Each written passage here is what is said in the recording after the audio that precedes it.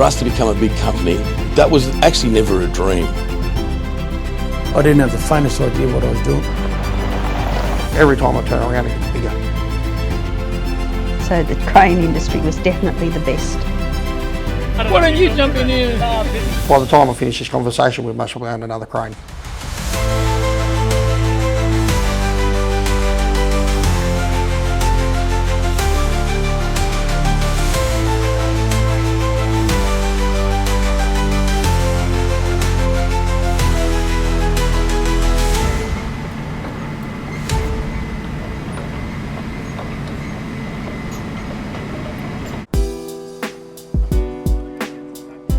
So what are you fellas, trainees too?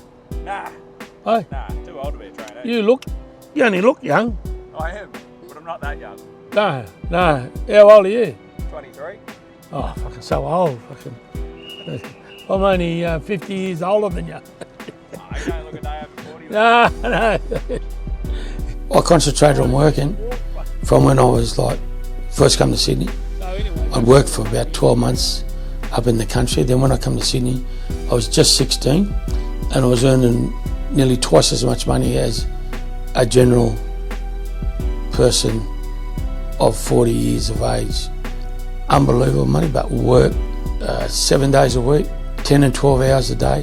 One time I went 17 weeks without a day off. By the time we were 19, we'd saved up enough for a deposit on a house.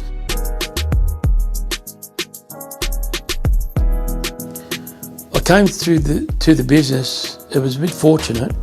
You have to go back to when I was 16 and I got the job as a builder's labourer, which was the lowest education. There was nobody lower than a builder's labourer, they thought. I didn't. I loved it. With the company that I was working for, there was industrial trouble. So when I come back to Sydney, I had an opportunity presented to me that I could either buy a crane or go halves in it with a company that wanted to rebuild. And yeah, he was a dogman and that before. He worked in the city, cranes were his life anyway. And after speaking with Barbara and her mother, we decided to make a move and purchase a crane.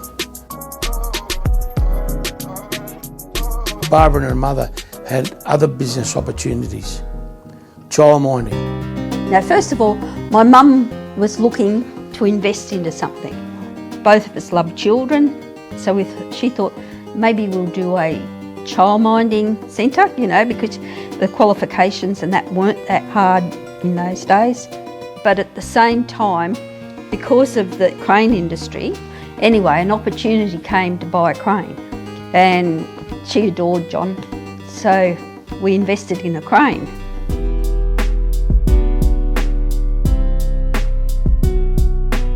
Anyways, we decided to run with me buying a crane. I didn't have the faintest idea what I was doing. All I knew, I could take a crane out and do a job and do it as good as possible, not hurt anybody and come back, and I knew that. But then everything after that, I didn't have the faintest idea what I was doing. I think we would have made a really good go of the childminding, but yeah, it has lots of complications, so the crane industry was definitely the best.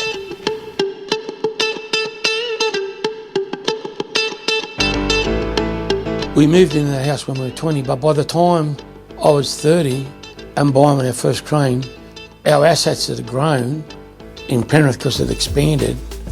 When I went there, it was only 42,000 people lived there, just like a little country town. That was the only place we could afford to buy. So we bought it in 71 and we paid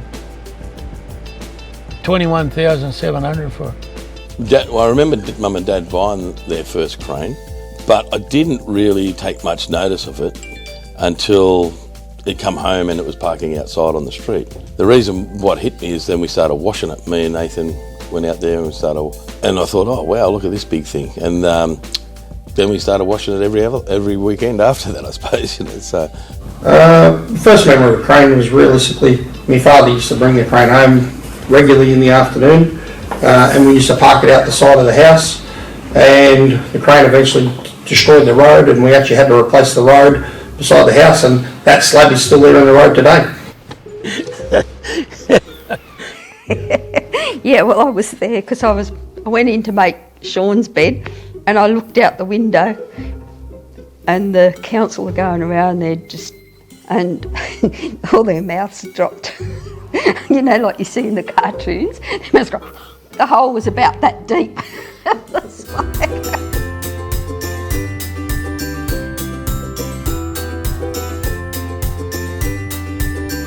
We decided we better rent a yard somewhere. It's from there right to the next street back to this wall here, including this building. We used to rent that and park cranes there because used to make too much trouble up where we were. So there, look, there's all the stuff in there. It was a great area, great community, even better football team these days. We had more opportunities to come up, worked as a subcontractor, build up, and started building our own reputation. So we ended up with half a dozen cranes. And then, of course, we attracted a lot of people, friends of Sean and Nathan, school friends, and people they played rugby or cricket with, things like that. One of the easiest things to do was to go out and get the job done because we had such good people.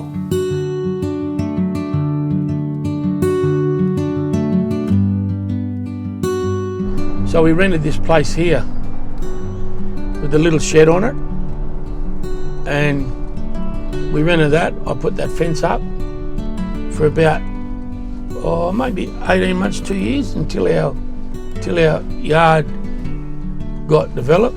That was 5 acres or 4 acres or something like that, and it was all right. Because it took us a long time to actually get to the stage where we could stand on our own feet. On the way to getting big, John's friends came over and they helped train Sean's friends. And then they were all starting to retire, but then that next lot was helping to train Nathan's friends. And now we've got the kids, the grandkids, they're Nathan and Sean's friends, they're bringing their kids. You know, like, to me that's the biggest compliment. Here we are back at family.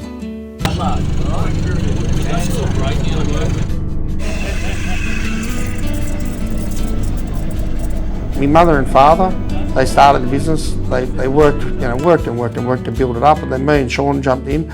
But you've got to remember, our values are, we've got a lot of friends who work for us, so the values just come naturally from just actually having good friends around you and trying to work together. You want to make sure, as you grow and the company grows, that they grow with you. And wherever you have that in mind, you're always going to have good values for your employees and for the company.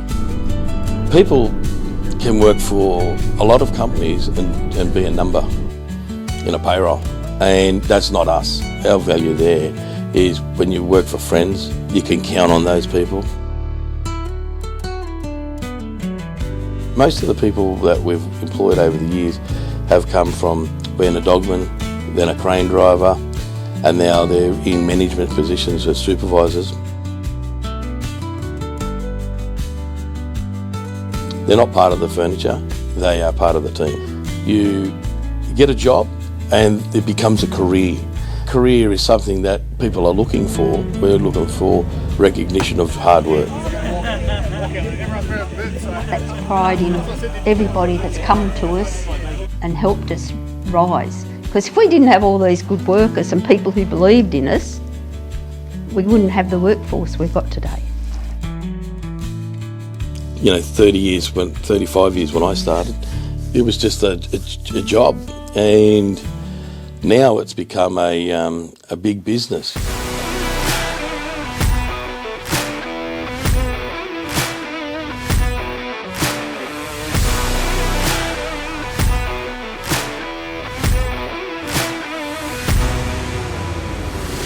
So we're a lifting company, so we supply cranes and transport and that for everybody, from big projects down to small one lifts, and it can be as small as putting a pool in a backyard to, building a new airport, to, lifting bridges, building wind turbines. We do everything. Infrastructure, wind farm, construction, mining. Bridges, railway, heavy stuff like that. And then also in the last 4 or 5 years, we've really got into the wind market, and I find we're having a lot of success in the wind market. because we have some very good crane crews to work amongst that industry.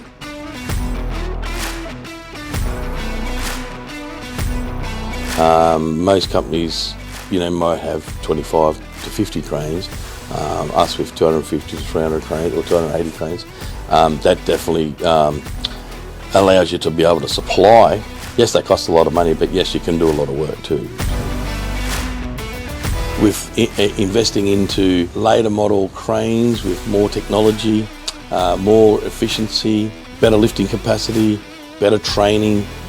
Safety is paramount above everything else. Like honestly, we are, as I said before, we are a high risk industry, and that has a lot to do with technology as well. The technology in cranes, look, in the last 10 years has gotten a lot better, but the 10 years prior to that, it's basically changed, tenfold over. We design the whole crane from the point of the project, not just the point of the crane. So we make sure that when we get there, we can deliver what we've actually designed the crane to do.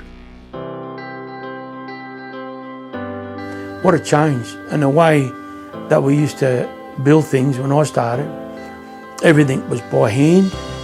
There was no modulars, very little modular lifting.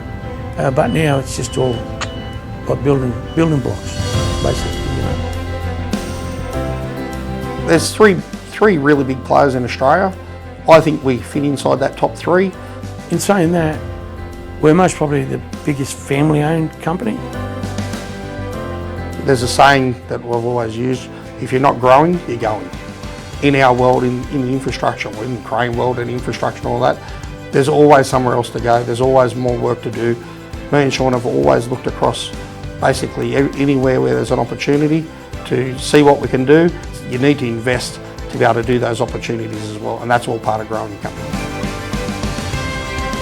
One of the things you must earn when you're in business or when you work for people is their trust, and they never forget that. Look, we've got customers who have stuck with us for the whole time. So look, over time, it's very important as a company to not only chase new customers, but it's actually a lot more important to keep your old customers. As I've said to a heap of people, anybody can go and buy a crane. It's having the people on the crane to go out and do the job. Again, we come back to the safety, efficient, economical, and getting it done 100% what the customer wants. Look, every part of the business, it doesn't matter if you work here, doesn't matter if you are a customer.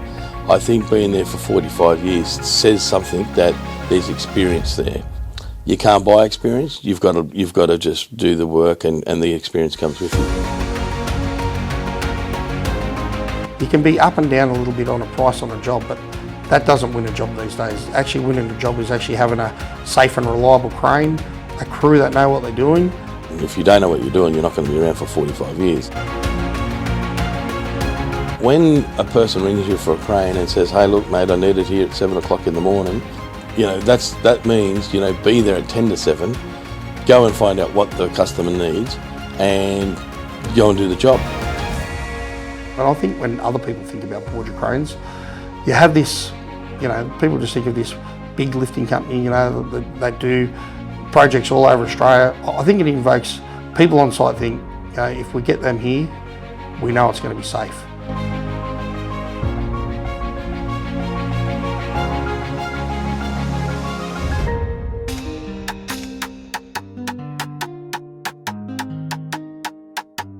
I like to think, if people think, oh, we need to hire a crane, let's get Borger. It's become a bit of a brand name now in the construction industry and the wind industry. I never thought it would get this far, to be honest with you, not because of lack of confidence or anything like that. I didn't realise the opportunities that come to you.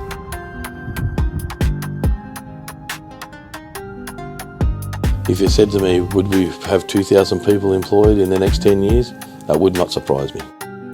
If you ask me and Sean, some days you say, well, we want to move across the rest of Australia. Sometimes we say, well, maybe we just stay where we are. Where does it go? I'm not sure. But are we looking for opportunities and to grow the business? Of course we are. There's no reason to expand unless there's a need, as in far as where those opportunities lead into. We don't really lose customers. It's always a growth. For us to become a big company, that was actually never a dream. We had a crane first in 1980 for Mum and Dad. Then I come along and then we bought another crane. Then later Nathan come along and we bought another crane. Typically, as at the moment, it's 1,000, just over 1,000 employees. And as for the fleet, it's every time I turn around, it gets bigger. So by the time I finish this conversation, we must have owned another crane. But we certainly didn't say, oh, one day we're going to own 100 cranes or 200 cranes or 300 cranes. You haven't got the faintest idea. The success is normally coming from evaluating the opportunities that present itself and also looking at the work, the scope of work and what you need for the future for the next 3 to 7 years. Number 40 Keldo Crescent here, that was the original factory.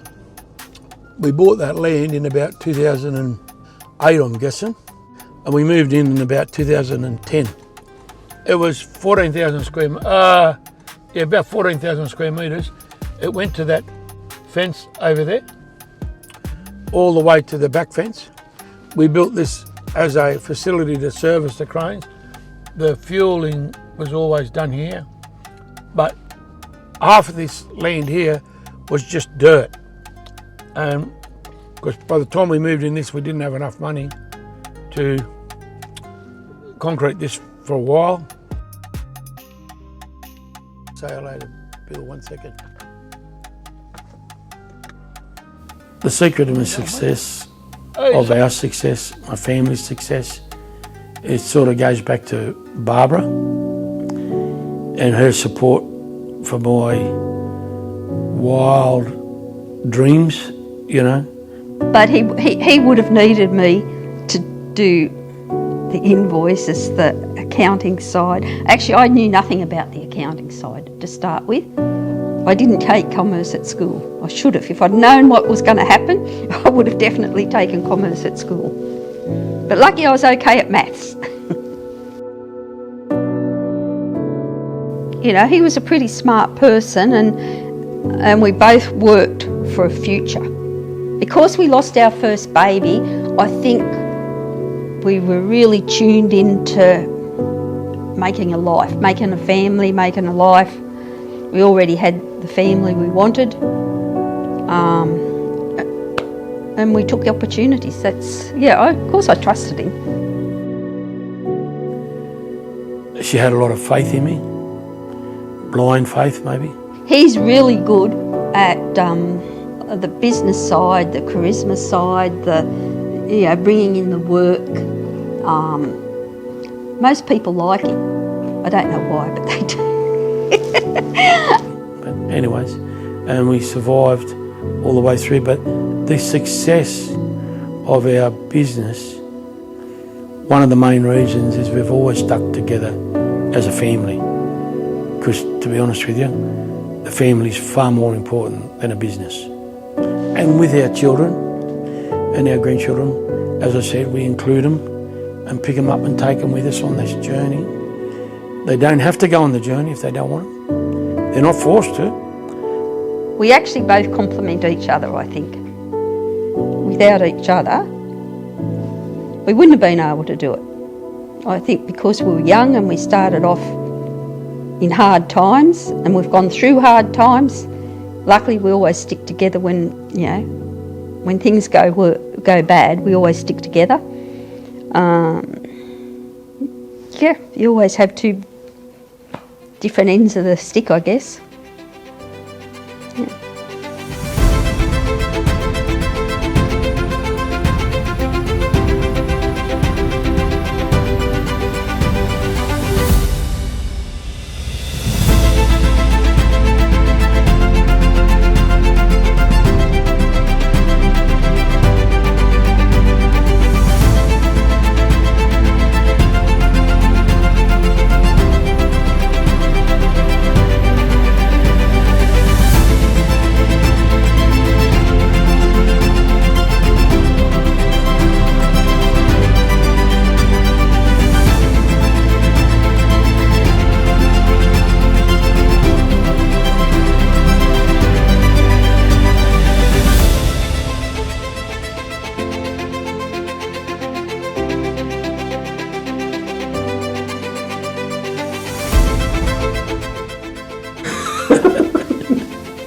No, I've been very fortunate, eh? I did, like, you're not recording this now.